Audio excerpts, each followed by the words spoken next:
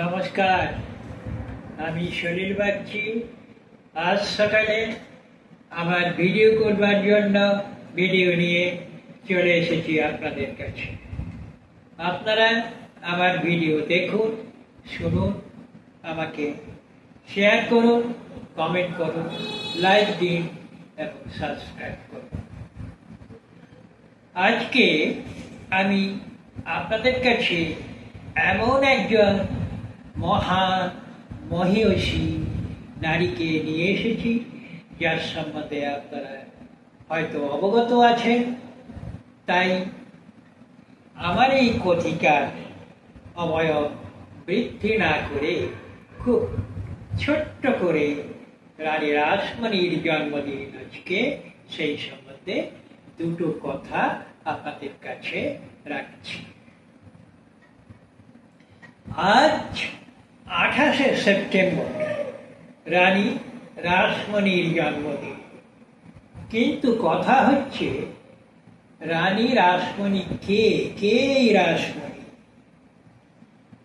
রানী রাসমণি ছিলেন বাবু রাসচন্দ্র দাসের স্ত্রী, কলকাতার জানবাজারের বাসিন্দা।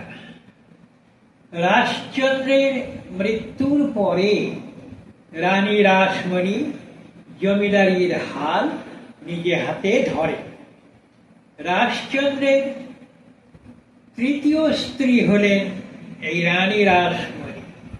প্রথমা এবং দ্বিতীয়া এই স্ত্রীদ্বয়ের মৃত্যুর পরে রাসচন্দ্র রানী রাসমণিকে বিয়ে করেন। রাসমণির যখন বিয়ে হয়েছিল তখন তার বয়স ছিল মাত্র 11 বৎসর। রাসমণির জন্ম হালি শহরের কাছে কোটনা গ্রামে। আজকের এই 28শে সেপ্টেম্বর দিন রাসচন্দ্র দাস ছিলেন বিখ্যাত মার বংশীয় বংশধর, ভারতীয় জমিদার, বণিক, ব্যবসায়ী এবং জনহিতৈষী একজন ব্যক্তি। তার বিপুল সম্পদের একটা বড় অংশই তিনি শিক্ষা এবং সামাজিক কাজে দান করে গেছেন।